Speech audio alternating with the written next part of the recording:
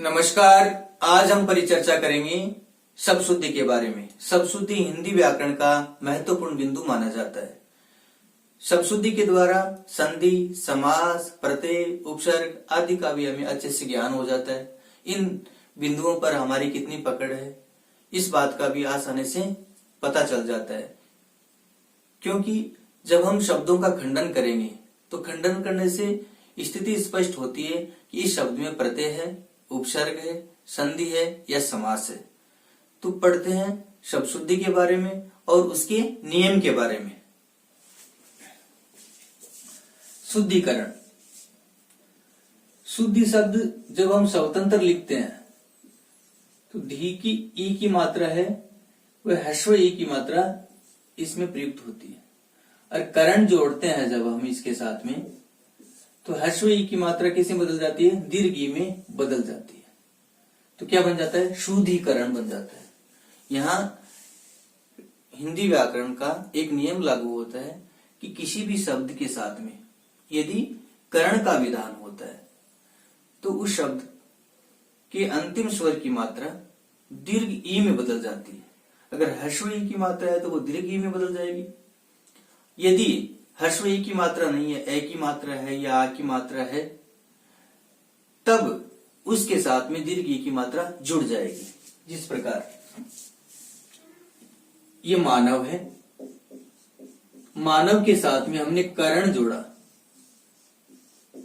तो यहां मानव में वह में जो ए है उसके साथ में दीर्घ ई की मात्रा जुड़ जाएगी और क्या हो जाएगा? मानवीकरण हो जाएगा। क्या हो जाएगा? मानवीकरण। इसी प्रकार सरल है, सरल के साथ में हमने करण जोड़ा तो क्या बन गया? सरलीकरण बन गया। सरलीकरण बन गया। वृद्धि है, वृद्धि के साथ में हमने करण जोड़ा तो क्या बन गया? वृद्धिकरण बन गया। वृद्धिकरण ये बन गया। तो ये नियम स्पष्ट हो गया इस नियम के द्वारा कि किसी भी शब्द के साथ में करण का विधान होता है तो उस शब्द के अंत में दीर्घ ई की मात्रा जुड़ जाएगी। शब्द शुद्धि शब्द का संधि विच्छेद करते हैं। सप धन द, सप धन द। यहां देखो प है, प्रथम वर्ण है यानी अघोष है, उसके बाद में क्या आ रहा है? द घोष वर्ण आ रहा है। तो प किसी में बदल गया? ब में बदल गया और ये बन गया शब्द। कौन सी संधि हो गई? घोष संधि हो गई। व्यंजन संधि में कौन सी संधि हो गई? घोष संधि हो गई। शुद्धि का संधि विच्छेद करते हैं। शुद्ध धन धी, ये शुद्धि का संधि विच्छेद होता है। ध है वो द में बदल जाता है, यहां भी घोष संधि। शुद्ध धन धी क्या बन गया? शुद्धि बन गया। तो इस शब्द के बारे में भी हमने जाना कि इनमें कौन सी संधि है और इनका निर्माण किस प्रकार हुआ है। परिचर्चा करते हैं। निर्देश नंबर 1, निम्नलिखित का शुद्ध रूप बनाओ। यानी जो शब्द लिखे हुए हैं वे सारे के सारे क्या है? अशुद्ध हैं, और ये सारे के सारे अशुद्ध शब्द हैं, इनका हमें शुद्ध रूप बनाना है। तो यहाँ एक बात हमें ध्यान रखनी है कि अधिकांशतः हम शब्दों का खंडन करेंगे। खंडन करेंगे तो वहां शब्द की स्थिति स्पष्ट हो जाएगी कि वहां प्रत्यय है या उपसर्ग है, संधि है या समास। एक बात। दूसरी बात, अगर किसी शब्द का खंडन नहीं होता है, अन्य भाषा का है, खंडन नहीं हो रहा है, रूढ़ शब्द है या यौगिक शब्द है, तो उस बात को भी हम जानेंगे। इंदिरा, इंदिरा शब्द अशुद्ध है। इंदिरा, ये इंदिरा का अर्थ क्या होता है? लक्ष्मी होता है। ध्यान देना। इंदु, इंदु का मतलब चंद्रमा होता है। ये शुद्ध शब्द लिख रहा हूं मैं, इसी से संबंधित। इंद्र ऐश्वर्यवान, वैभवशाली और कहा जाता है स्वर्ग का राजा। इंद्र, इंद्र की पत्नी इंद्रा, और उनको इंद्राणी भी कहा जाता है।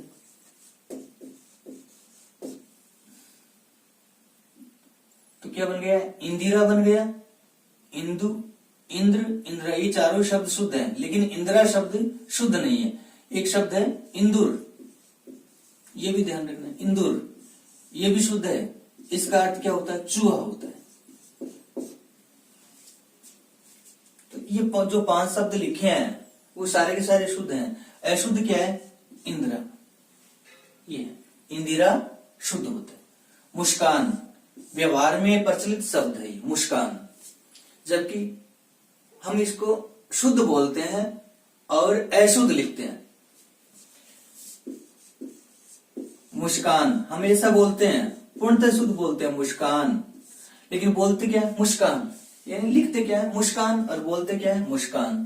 तो मुस्कान जो शब्द है उसमें से आधा नहीं आता है, पूरा आता है। और उच्चारण में हम शुद्ध इसका उच्चारण करते हैं, बशर्ते व्यवहारगत ये प्रचलन देखिए आप, इसका आधा से चलता है इसमें। एक बार उच्चारण करते हैं, मुस्कान से पूरा बोला जा रहा है मुस्कान, ऐसा हम कभी भी उच्चारण नहीं करते।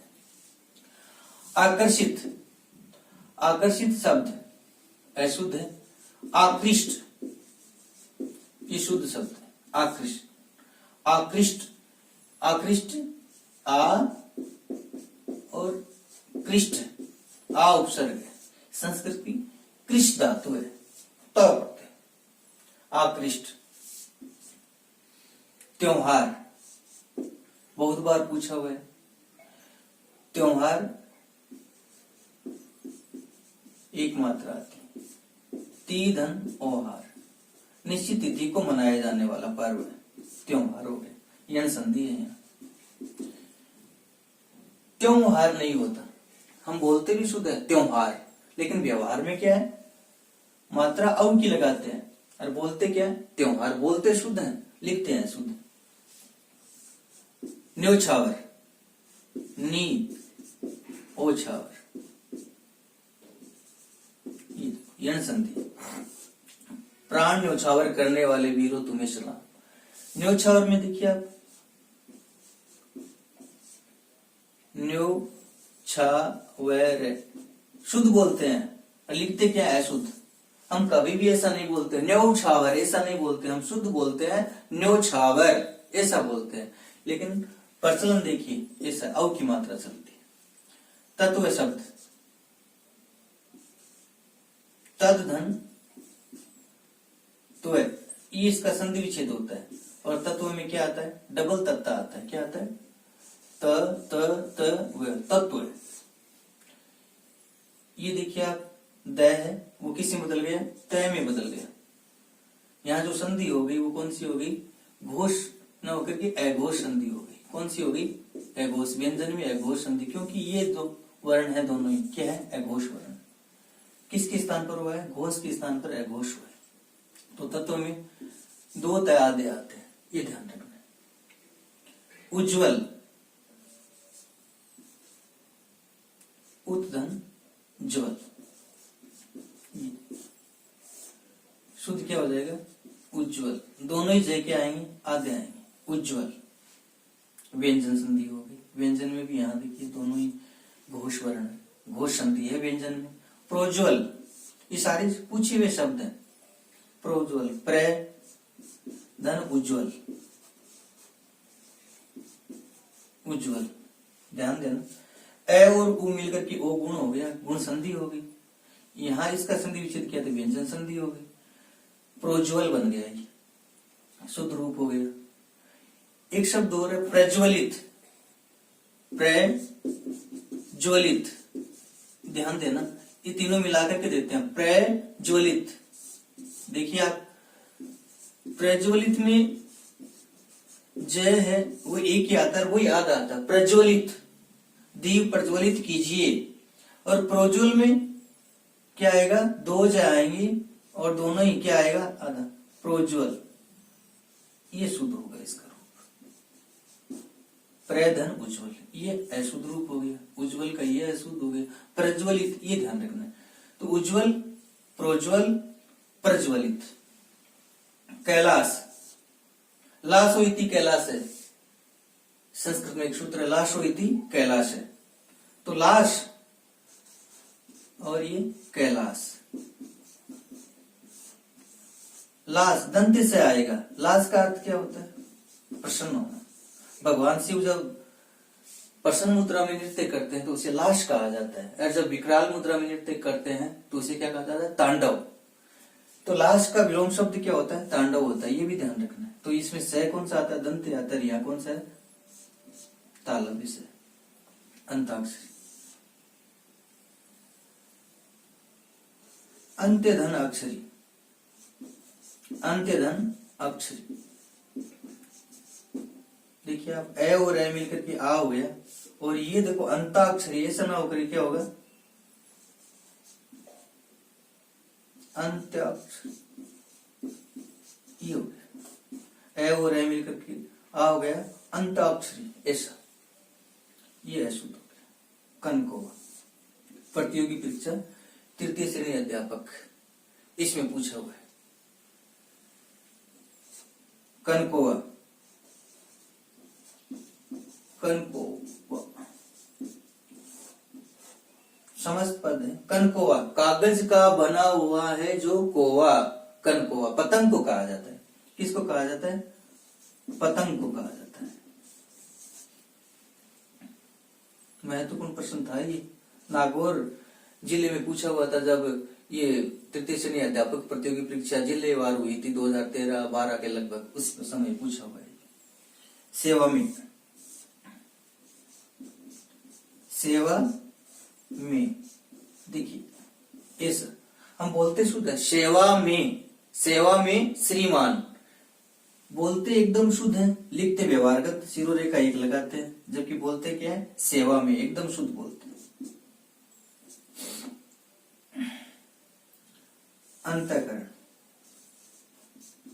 अंतःकरण हृदय को कहा जाता है। अंतर्धान, अंतर्धान, अंतर्ध्यान न होकर के क्या होता है? अंतर्धान, ऐसा होता है। मीरा भगवान श्री कृष्ण की मूर्ति में अंतर्धान हो गई, ऐसा कथन आता है। तो धान, ध्यान नहीं होता।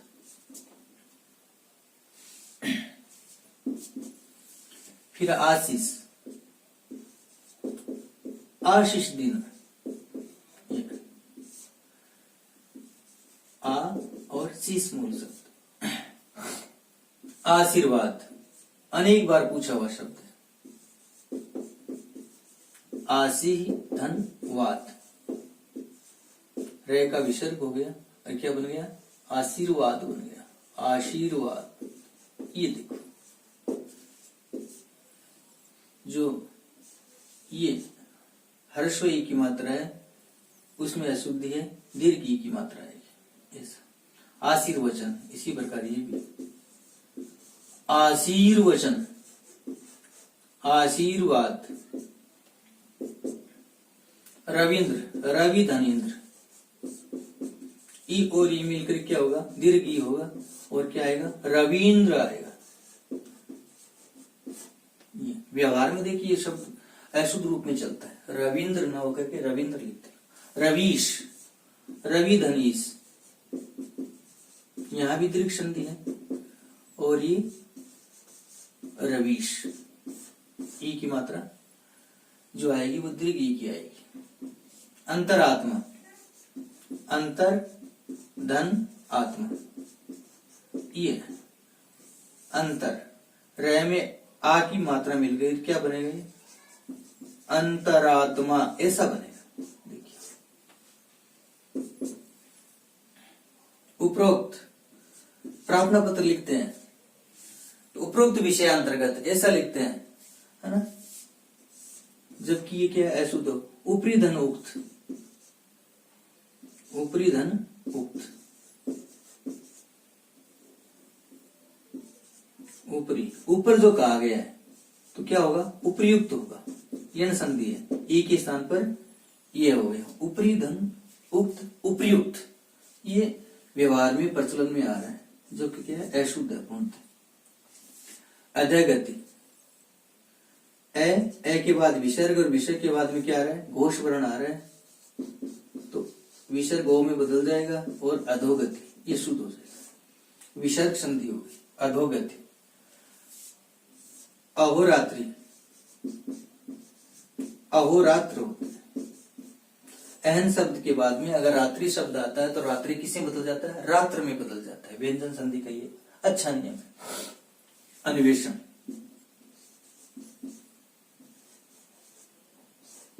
अनुधन ऐषण, क्या होगा, अन्वेषण ऐसा बनेगा। खोज, अन्वेषण खोज को कहा जाता है। यहाँ कौन सी संधि होगी, यहाँ भी यण संधि होगी, स्वर संधि। अनाधिकार, देखिए आप, अनाधिकार क्या होता है, अन और अधिकार, ये अन उपसर्ग है। अब नए में मिला तो क्या होगा, अनधिकार होता है,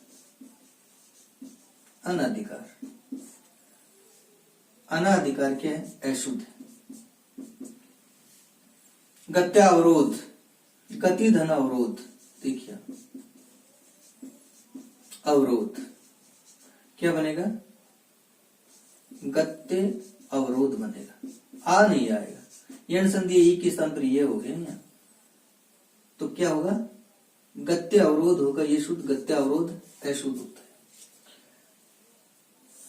ये शब्द कितना हम अशुद्ध बोलते, देखिए जब हिंदी वर्णमाला में बारकड़ी बोलते हैं उसी के हिसाब से इसका उच्चारण भी करते हैं। देखिए के कई, के कई ऐसा, जबकि है क्या, इसका विपरीत, कई केई, क्या है, कई केई,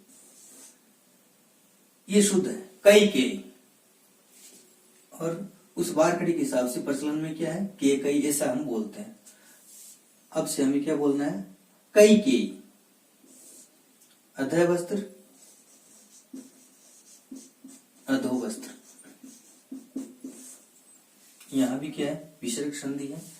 विसर्ग का क्या हो गया, ओ हो गया। कब होता है, ए के बाद विसर्ग, विसर्ग के बाद में यदि घोष वर्ण आता है। घोष वर्ण कौन कौन से होते हैं, वर्ग का तीसरा, चौथा, पांचवा, ये रेल है और ये हो गया। अष्टवक्र ना होकर क्या होता है, अष्टावक्र। यहां देखिए आप, दीर्घ स्वर हो रहा है। शब्द को शब्दांतर रूप में देखते हैं तो यहाँ संधि नजर आती है, अष्टधन अवक्र। अवक्र शब्द नहीं होता, वक्र तो उच्चारण संधि हो गई। उच्चारण जब करते हैं तो क्या होगा, अष्टावक्र। और होता क्या, अष्ट और वक्र दो शब्द मिले हैं और विकार हो रहा है, लेकिन यहाँ दीर्घ संधि नहीं है, ये ध्यान रखना। इसी प्रकार दीननाथ न होकर क्या होता है, दीनानाथ होता है, दीनानाथ। ये भी इसी प्रकार है। उच्चारण में क्या है, नए नाम में उच्चरित होता है दीनानाथ, और इसका संधि विच्छेद दीन धन अनाथ नहीं होता कभी भी। क्या होता है, दीन धन नाथ ही होता है, नाथ। तो यहां भी ध्यान रखना, दीर्घ संधि नहीं है यहाँ, लेकिन क्या है, उच्चारण में नए दीन का जो नय है वो क्या है, नाम में उच्चरित होता है। संधि विच्छेद करेंगे तो दीनानाथ, दीनों का, नाथ मानी स्वामी, दीनों का स्वामी है जो गरीबों का स्वामी। दीन माने क्या होता है, गरीब, और दिन माने क्या होता है, दिवस होता है। जिला बहुत ज्यादा प्रचलन में है और हम व्यवहार में देखते हैं जिले को तो ऐसा लिखा हुआ मिलता है, लेकिन इसके साथ में क्या आता है, नुक्ता, जिला ऐसा।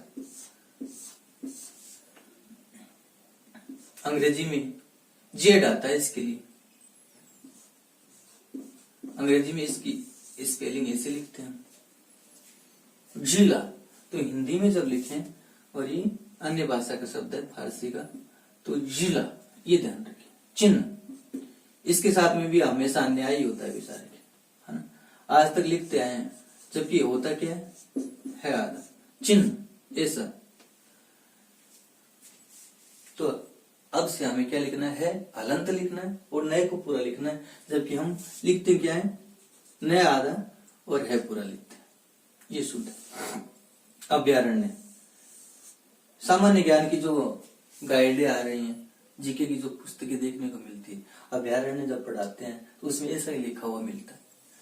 देखिए अभय धन अरण्य। अरण्य का अर्थ क्या होता है? जंगल होता है। अभय, अ उपसर्ग और भय, देखिए कितने अच्छा शब्द है।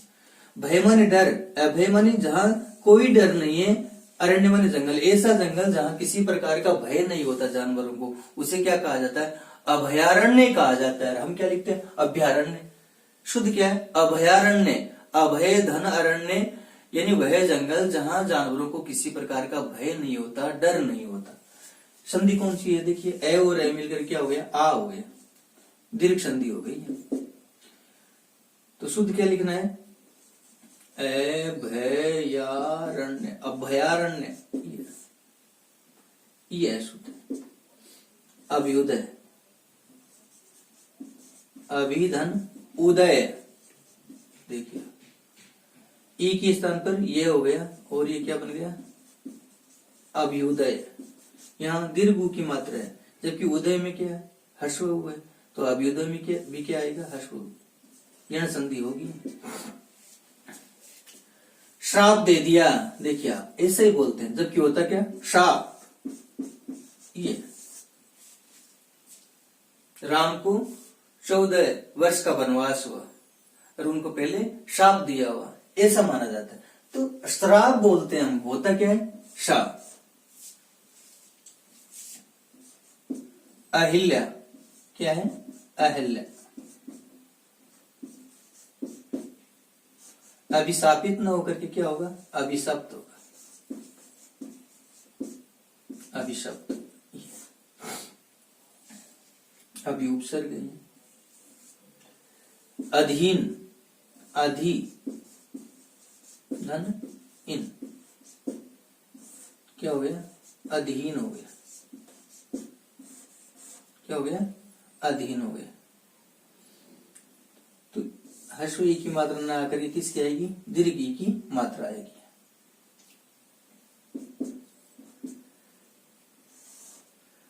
हत्सो उत्साहित, हत धन उत्साह,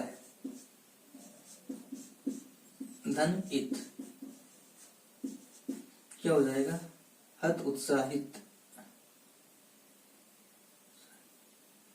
तो ई प्रत्यय का जो विधान है ना वो अशुद्ध है, और क्या हो जाएगा? हतो उत्साह। इत प्रत्यय का विधान जो है उसके कारण ये शब्द अशुद्ध हो गया, हतो उत्साह है, यानी उत्साह है जिसका नष्ट हो गया है।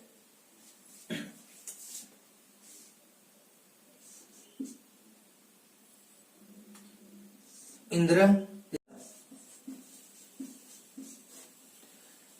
सामरस्य, समरस, धन ये प्रत्यय किसी भी शब्द के साथ में जुड़ता है तो उस शब्द की प्रथम स्वर में क्या होती है? वृद्धि होती है। ए है तो क्या हो जाएगा? आ हो जाएगा, और ये बन जाएगा सामरस्य। ऐसा समरस्य न होकर के सामरस्य। वैभव छूट गए, वैभव। विभू, मूल शब्द क्या है? विभू है, और ए प्रत्यय जोड़ा तो ई का वृद्धि क्या होता है? ई होता है, क्या बन गया? वैभव बन गया। क्या बना? वैभव। अच्छे शब्द हैं। दंपति, अनेक बार पूछा हुआ है। दंपति, ये शुद्ध एकदम। दूसरा विकल्प से हम दंपति ऐसा लिख सकते हैं। ये दोनों रूप अनुस्वार में भी लिख सकते हैं, ऐसा भी लिख सकते हैं, लेकिन नहीं तो डबल तत्ता आता है, नहीं जो दंपति है उसमें जो मात्रा है वो क्या है? छोटी आती है। ये स्थिति है ना अशुद्ध है। शुद्ध रूप जो है ना वो यही है, या तो मैं अनुस्वार में मिलेगा आपको या पंचम वर्ण में मिलेगा। दंपति, ये जो मात्रा है वो दीर्घ स्वर की मिलेगी, यहाँ भी दीर्घ स्वर की, और यहाँ ऐसा भी नहीं मिलेगा आपको, यानी डबल तत्ता नहीं मिलेगा, ये ध्यान रखना है। तो ये शुद्ध हो गया। कवियत्री न होकर क्या होता है? कवयित्री। अनेक बार पूछे हुए हैं बीएड में। रचयिता, ज्योत्सना, ज्योत्सना, ये देखो ऐसा से है ना वो क्या आएगा? आधा आएगा। ज्योत्स्ना किसको कहते हैं? चांदनी को कहा जाता है ज्योत्स्ना। तो ये भी अशुद्ध, ये भी अशुद्ध, ये भी अशुद्ध। तस्तरी, तस्तरी में से देखिए ये आएगा, ठीक है। ताला भी सह आएगा तस्तरी में, जबकि तय के साथ में सह का जो विधान होता है वो कौन सा होता है? दंत सह का होता है। ये भी ध्यान दें। जैसे नमस्ते,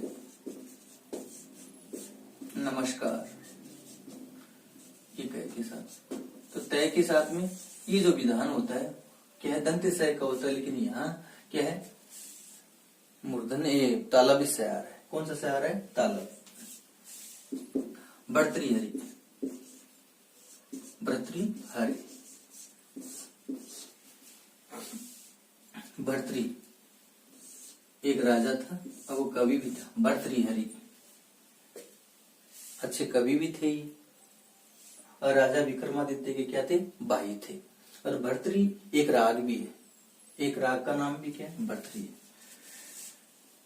संयोगिता अच्छा शब्द। सम धन योग,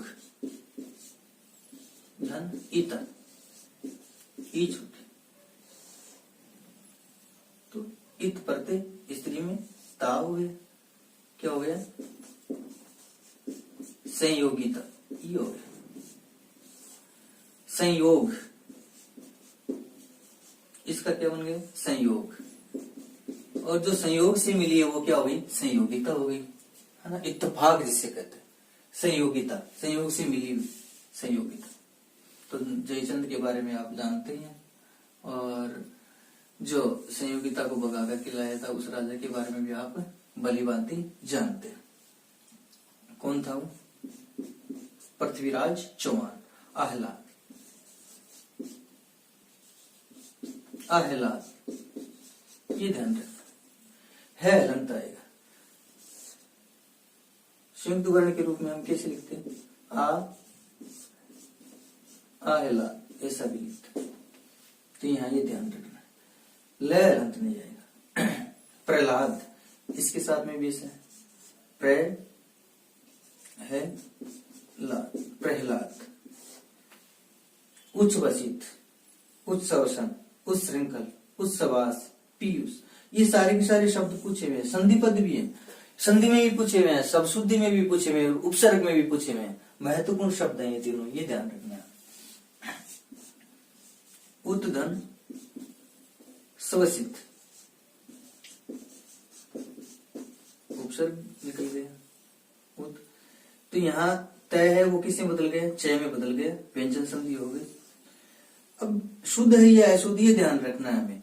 तो यहाँ जो स है वो किसमें बदला है? छ में। तय किसमें बदला है? चय में। तो स है वो क्या है? आधा है। अरे छ क्या आ रहा है? पूरा आ रहा है, इसलिए अशुद्ध हो गया। शुद्ध क्या होगा? उच्छ्वसित, छ हलंत करना, ये शुद्ध होगा। यहाँ अशुद्ध है। उत्सवसन, उद्धन स्वसन, यहाँ भी यही ध्यान रखना है। उद्धन स्वसन से आधा आ रहे हैं, तो यहाँ से छह को क्या करना है? हलंत करना है। तो क्या हो जाएगा? उच्छ्वसन, उच्छ्वसन, व्यंजन संधि है। उच्छृंखल, संधि विच्छेद करते हैं। उद्धन श्रृंखल, ये इसका संधि विच्छेद होगा। से छह में बदल गया उच्छृंखल, इसका मतलब ये शुद्ध है, एकदम शुद्ध लिखा। उच्छ्वास, उद्धन श्वास,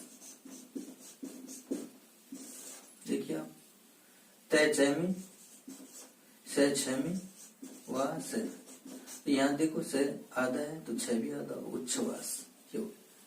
पीयूष, पीयूष अमृत को कहा जाता है। किसको कहा जाता है? अमृत को कहा जाता है। तो ये हमने कुछ उदाहरण पढ़े हैं जो प्रतियोगी परीक्षा में पूछे हुए हैं। उन उदाहरणों के बारे में हमने जाना। इनमें प्रत्यय भी है, देखिए आप, उपसर्ग भी है, संधि भी है, समस्त पद भी हैं। तो शब्द शुद्धि को हम ऐसा न माने कि ये रटंती विद्या है। अगर हमें हिंदी व्याकरण का अच्छे से ज्ञान हो जाता है, प्रत्यय का ज्ञान हो जाता है, संधि का ज्ञान हो जाता है, समास का ज्ञान हो जाता है, उपसर्ग का ज्ञान हो जाता है, तो यहाँ शुद्धि करने में किसी प्रकार की क्या है दिक्कत ही नहीं होती है। रूढ़ शब्द हैं उनको थोड़ा हमें क्या करना है, याद करना है बार बार। आज का प्रेरक प्रसंग है, कबीर महावीर स्वामी भगवान बुद्ध ने कहा है कि आनंद के झरने का उद्गम व्यक्ति के अंदर से ही होता है, कभी भी बाहर की वस्तु से आनंद का उद्गम नहीं होता है, आनंद के झरने का उद्गम नहीं होता है। इसलिए हमें कभी भी बाहर की भौतिक वस्तु में खुशी, आनंद, प्रसन्नता को खोजने का प्रयास नहीं करना चाहिए। जो व्यक्ति अपने अंदर आनंद को खोज लेता है वो भौतिक वस्तुओं से, बाहर की वस्तु से कभी भी दुखी नहीं होता है। इसलिए हमें अपने भीतर ही आनंद को, प्रसन्नता को, खुशी को खोजने का प्रयत्न करना चाहिए। धन्यवाद। सत्यमेव जयते। बैठिए।